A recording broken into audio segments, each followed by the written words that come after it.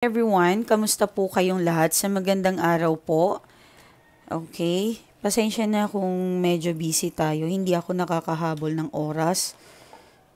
Okay, so I know, hindi ko kayo nakakalimutan. Baka sabihin nyo, hindi ko na kayo ginaguide. Maraming nalulungkot kasi pag hindi ako nag-upload.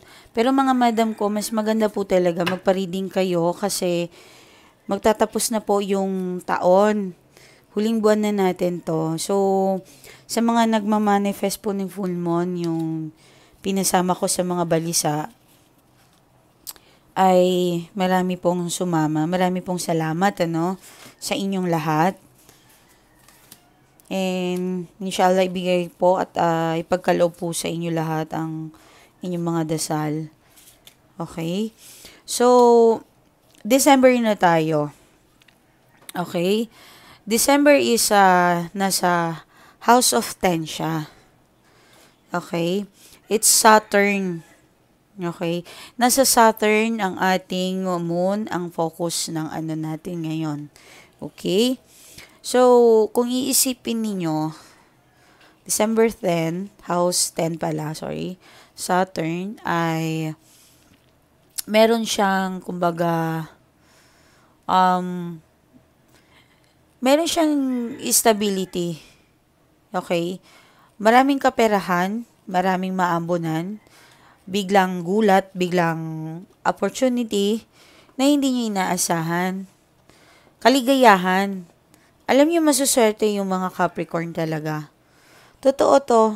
Okay? Kung sino man yung Capricorn dito, hindi niyo lang kasi na-appreciate yung life or yung mga swerte na dumadaan sa inyo. Pero last month sinubok kayo, 'di ba?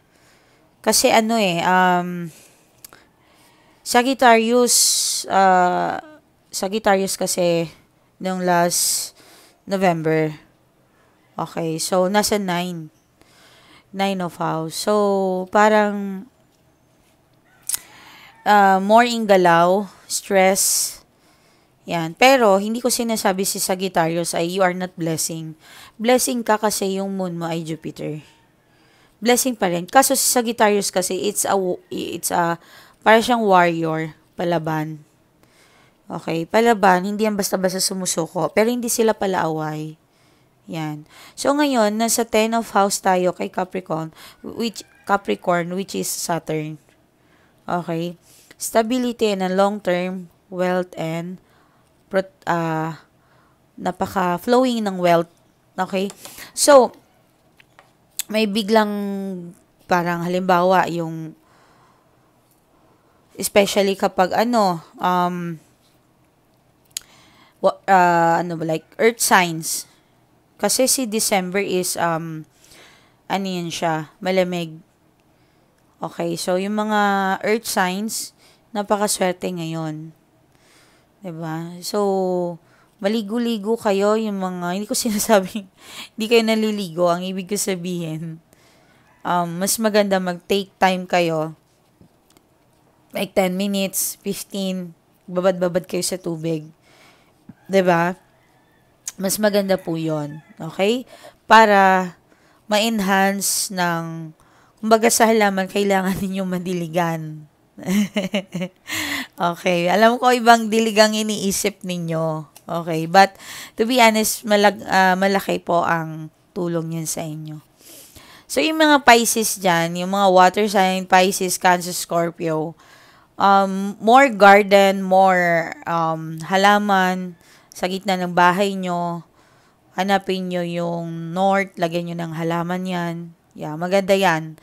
So, ma'am, hindi ako marunong saan yung north. Mag-download kayo ng compass. And maganda talaga mag-manifest ngayon. Especially yung door nila bandang tapat talaga ng araw. At east. South and east. Which is yung south kasi ngayon, hindi medyo okay. Kasi ang south ay missing opportunity. Ako kasi dalawang pinto ko eh. Nasa east at yung isa naman ay nasa, nawala ako. Tingnan ko muna. Okay, ito yung compass. So, sa akin, nandito yung east. 'Di ba? Ano ba to? Okay, sorry. Ito kasi, ako to eh. So, nandito yung pintuan ko. Nandito yung isa sa southeast pala. Yan. So, eto, hindi siya okay sa south. Hindi siya okay ngayon eh. Nakikita nyo ba? Yan. So, meron akong dalawang door, which is positive yan. Okay naman. So, eto yung north. Lagyan nyo ng halaman. Lagyan nyo ng halaman, lagyan nyo ng halaman. 'Di ba? North, halaman, halaman, halaman. Pwede rin dito, halaman. Mga water sign na yan eh. Yeah, pwede rin. Ito, halaman. Yan, basta dito, tubig yan. Dito, it's a fire.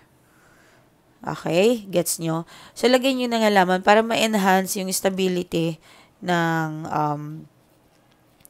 pagmamahalan ng or swerte sa kaperahan. Pero, alam nyo actually, mga madam ko, mas maganda po mag-focus kayo sa kaperahan. Kasi kapag swertehin na kayo sa pera, madadamay po si love life. Yes. Samantalahin ninyo, like ngayon December, marami kayong pagkakitaan, huwag kayong tamarin. Once na kayong tamarin, mamalasin na kayo, kakapitan kayo ng malas. Okay? Yes. So, pisan natin dito sa person ninyo. Yan.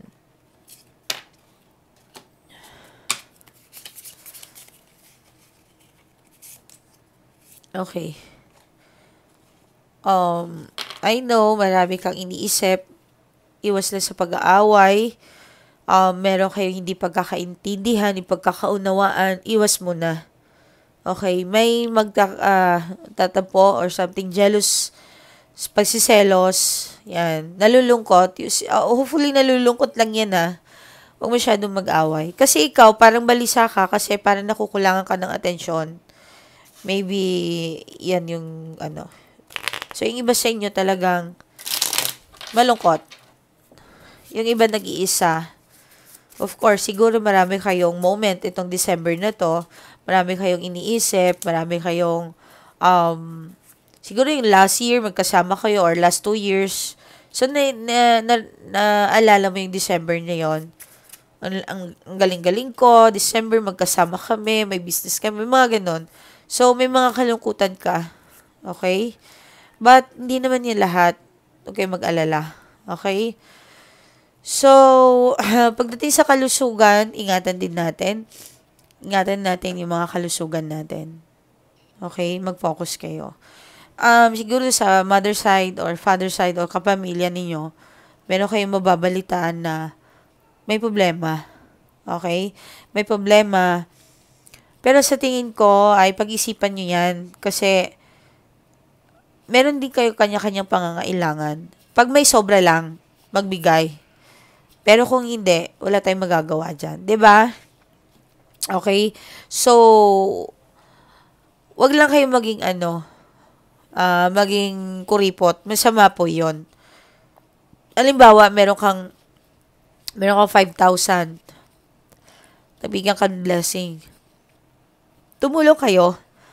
Kahit magpa-burger ka sa pulube, magpainom, believe me, totoo po yan. Talagang pagagandahin ang lakad mo. Yes. And, wag niyo kakalimutan yung mga yumaong nawala sa inyo. Magbigay kayo abuloy o ano man. Mga gusto nilang pagkain, alay, something. Okay? So, yun. Wag niyo kalimutan. Masama po ang maging madamot. Masama po talaga yan. Kaya, wag niyong itanong sa sarili ninyo, bakit nangyayari sa akin? Diba? Mas maganda po mag-abuloy kayo Wednesday, Thursday, Friday, Saturday. Maganda po talaga. I know everyday meron naman talaga, but gusto nyo lang ng malakas na everyday pwede po. Okay? Huwag po kayong Pero ingat din, meron akong client, ma'am, ikaw kasi sabi mo mag-donate, ayan tuloy na ako. Ako pang nagbigay siya like sa Africa, donations. Yung pala, niloloko na pala siya. Something. Pati yung mga anak niya, chinachat na. Masama na po yun. Huwag po kayong, kung gusto niyo ng safe na, ano ba to, like, kung may mag-donate gusto nyo, pwede naman sa akin. Then, sabay-sabay tayong tumulong. Cats and dog, mga baby, matanda, yan. Bigyan ng diaper, pagkain, something ganun. Yun ang ginagawa ko. Okay? Kung may makita kayong constructions, kahit hindi naman na, yung kakilala nyo lang, kung nahihirapan, nagbigay kayo. Mag-ingat kayo mga babae, especially mga dalaga. Huwag yung palalapitin. Siyempre, isipin nyo pa rin yung safety nest ninyo kapag nag-donate kayo. Okay? Baka kasi isipin ng yaman-yaman mo. O, yun pala, hindi ka lang talaga madamot. At kung tumulong tayo, dapat bukal po sa puso. Meron pong tumutulong, pagkain mo yan may pang-ano mo yan, babastusin mo pa. Diba? Pag-rugby mo, masama yun. Dapat, wala na tayong pakialam, labas na tayo doon. Ma'am, nagbigay ako, baka mamay pang-ano niya, gamitin sa masama. Damay ako, kasi ako nagbigay sa kanya. Lahat po ng lumabas sa inyo na galing sa puso, may rewards mong ibibigay ng Panginoon. Labas na po kayo dyan kung meron siyang gagawin sa masama. Okay? Huwag niyo pong isipin yan. At don't think negative. Lagi pong positive. At lagi kayong ipagdasal niyo yung tao na yun na nahihirapan. Okay? Pinapaalala ko kayo kasi December. Huwag mo na mag-iyak-iyak. Huwag mo na mamblema. Kahit iyakin tayo, okay lang. But, yung mga umiyak na walang dahilan para lang sa jowa, ay giyatay. Diba? Hilom na. Pahilom. Hindi ako perfect mag-Bisaya, pero try my best. Okay? Cute kasi yung Bisaya. Di ba yung best friend ko? Yan. Di mo si Bessie. Nakikinig kasi sa akin lagi yon. O, yun, ngayon, masaya siya. Yes. Ako kasing guidance niya talaga. O, ngayon masaya ang puso niya. Napakabait talaga ng tao na yun, sobra. Siya yung tao na kakainin niya na lang. Hindi. Magtitipid yan. O, susubo na lang niya. Bibigay niya pa. Ganon siya. 'Di ba? So, kayo, God bless you all sa mga mabubuti dyan. Ayan. Okay? Ayan. May gusto ata itong gawin eh. May gusto niya mag-alis, mag-enjoy. Ayan. So, take time. Parang may gusto siyang gawin eh. Plano. Ang dami niyang iniisip actually. Ayan. Nababad trip siya sa sarili niya. Ayan. So, ikaw naman, actually, ang dami mong iniisip. Pero, tingnan mo, 9 of Diamonds, everything talaga, natutulungan ka ng guidance natin, yung universe. You're such a blessings pa rin. Yes. Okay, so, konting lungkot lang naman yan, don't worry. Hindi naman masyadong malalayan. So, unahin natin yung mga kaperahan. Tingnan natin.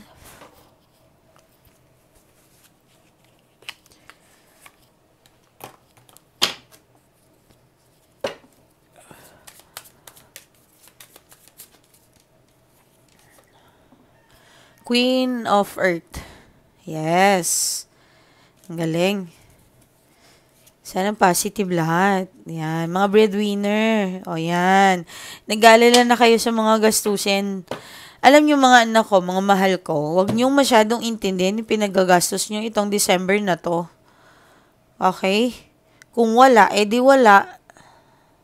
Huwag niyong pilitin yung mga sarili ninyo. Mag-focus kayo sa January dahil yan ang tunay na swerte. Okay? Yan. So, may hingi yata sa'yo ng tulong, pero dedmahin mo muna to. Kung wala, wala again. Kung meron, magbigay. Huwag madamot. Please. Okay? Meron ako nakikita dito, parang iniisip mo rin na tumulong sa kanya. Nahihirapan ka. Hindi ko alam kung person mo to. Nag-aalala ka rin sa kanya. Kaya parang naiinis ka lang sa kanya, sa sarili mo. Kasi, of course, wala ka na itutulong. Diba? Yung iba sa inyo, walang trabaho. Yung iba naman may trabaho, pero hindi sapat. Yan. Parang naiinis ka na gustong-gusto mo talaga tumulong dito sa tao na to. Siyempre, mahal mo yan. Okay? Okay. So, maraming gastusin. Dahan-dahan kapag nagbibiyahe kayo. Mga credits card ninyo, nako. Okay. So, Maganda rin naman ng ng ending, oh. Yan. Oh, 'di ba? Magsasaya naman kayo at matatapos din naman yan ang problema sa financial. Yes. Yan. Okay? Night, okay. Lahat talaga, yung mga breadwinner talaga nangunguna. Pinagpapala kayo ng Panginoon. Pero sana kumuha kayo ng money bracelet ninyo. Meron tayong 2026 na bracelet for protections and money love. Okay? And para sa mga para sa mabigat-bigat ang problema, syempre, yun, expensive. So, mas maganda magpa-reading muna kayo para alam natin kung ano yung fitted sa inyo. Kung mabigat talaga, like malaki-laki ang kailangan yung financial, money spell po talaga yan. Okay?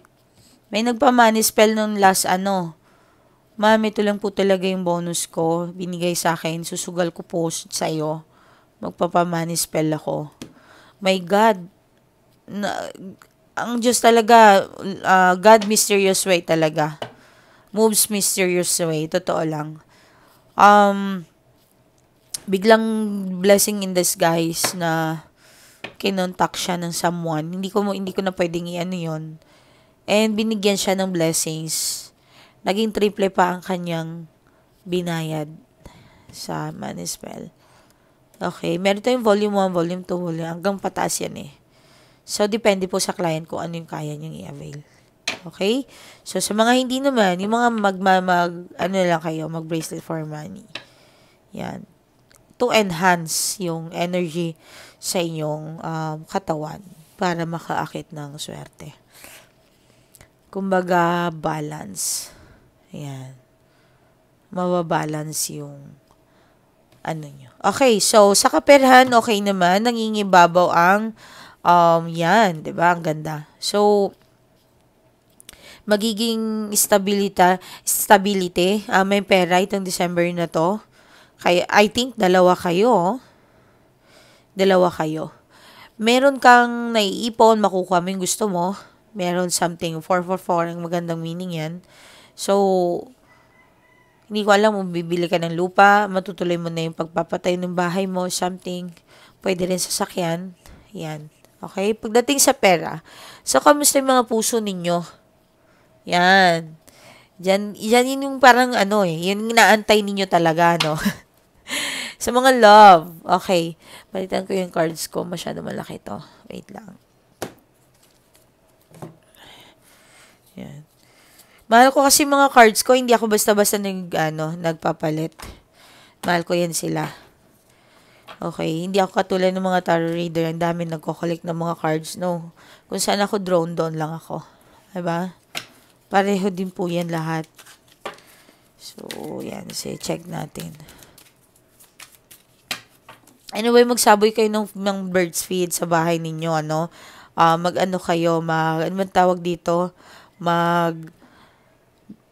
kayo sa bubong nyo. Mas maganda meron, bird feeds, magpakain kayo ng mga ibon. Huwag nyo kalimutan yan. Okay? Wait, nandito pa to. Huwag nyo kalimutan yan. Okay? So, tingnan natin. Kamusta yung mga puso? Yung mga single muna unahin natin. Okay? Mga single, okay, makikipag-date ka daw, meron kang makikilala. Pero yung ex mo, iniisip ka pa rin, may something, medyo nalulungkot ka, pero, okay ka na kasi, nag-heal ka na, may bagong love ka eh. Yan. Bagong love. May mga madidiligan. Wag ka. 'Di ba? Ano kaya ito? Tingnan natin in the tower. Okay. Okay. Kasi, hindi ko alam kung ikaw yung magkakalkal ng issue ninyo or itong person mo. Meron lang kayong pagtatalunan. Iwasan yung pagtatalunan. Or yung kadate mo. Kung sino man yan, kung new lover man yan, iwasan ng topic ng past. Hindi maganda. Okay? So, yun. So, sa bagong meron kang ka-date, meron ka din gusto, o matutuloy nga to, yung mga single, congrats. Okay? Para sa mga person nyo naman, kamusta na siya? Ito pa lang, stalking talaga siya ngayon, itong month na to. Yes, marami siyang iniisip, pero hindi kasi maiwasan na parang nag-i-stalk siya sa'yo. Yes, hindi makatulog sa kakaisip, hindi makapag-focus sa trabaho. Sabi ko na stalking talaga siya ngayon Oo. Hindi sobrang miss ka, gusto kang kasama, or binabagabag to ng kanyang konsensya. Alam mo yon, yung bang di talaga siya makafocus kasi iniisip niya yung kamalian na ginawa niya sa'yo. Yan. Hindi niya naibigay sa'yo kung ano yung pangangailangan mo. Kaya siguro ganyan siya. Yan. Nakokonsensya. Minsan siguro iniisip niya lalaki ako, bakit parang hindi ko nagagawa. Hindi ko nagagampanan ang dapat gampanan sa kanya. Yan. Bakit kaya ito nagsiselos? Okay. Magaling, yung iba sa inyo talaga pera, no? Pera, issue. Wala naman sa wala kang pera. Meron ka naman for sure, may trabaho ka. Iba kasi kapag nagtatrabaho, may pera talaga. Actually, okay kayo sa pera Pero, nandun yung mga bagay na may pagkukulang talaga siya sa'yo na hindi niya maibigay. Yan. Minsan nagtataka ka kung bakit ganun siya. Yan.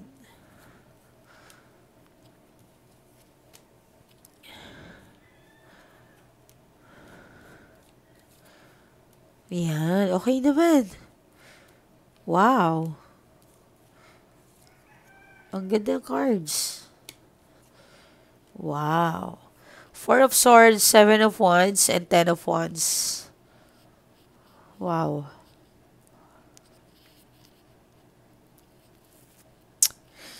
May bagong panimula na paparating sa'yo. Ang ganda. Ang iba dito ay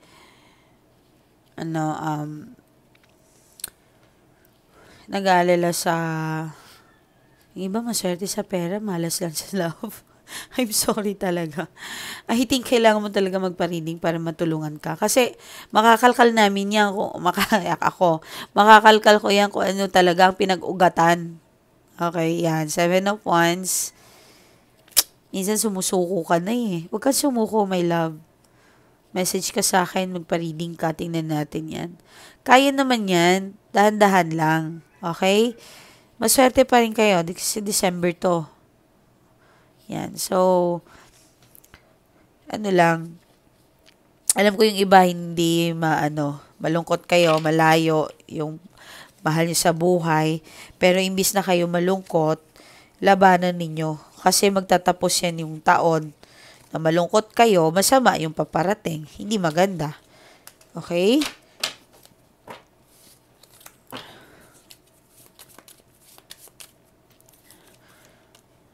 Yan. Wow. The High Priestess, tingnan mo. Gusto kanyang matikman ulit. Namimiss na niya. Yan. Gusto niya makipag-sex sa'yo. Gusto niya makipag-sex. Yan. Okay. So, may party yata kayong pupuntahan or yung person mo. Pero may magaganap talaga. Okay. So, masaya ako. Congrats sa mga madidiligan magpakasaya kayo, enjoy the moment, huwag na mag-topic ng mga kung ano-anong pangit, okay? So, sa mga overthink dyan, magpa-reading kayo para matulungan kayo at ma-explain ko po sa inyo kung ano nangyayari sa inyo. Makikita po natin yan kung ano kailangan ninyo. Sige po, ay maraming salamat, ingat po kayo. Ito po yung aking Facebook account. Yan. So, meron po tayong admin dyan. Dyan po kayo mag-message. Okay, sagutin nyo lang po ang mga katanungan nila para kayo ay matulungan. Love you, ingat po kayo. So, anyway, mag-comment po kayo dyan sa baba. Kukunin ko pa rin yan for your manifestations. Okay? comment your name, birthday, plus your manifestations and wish 2026. Okay? Kinukuha ko po yung mga mahal ko. I love you all. Okay?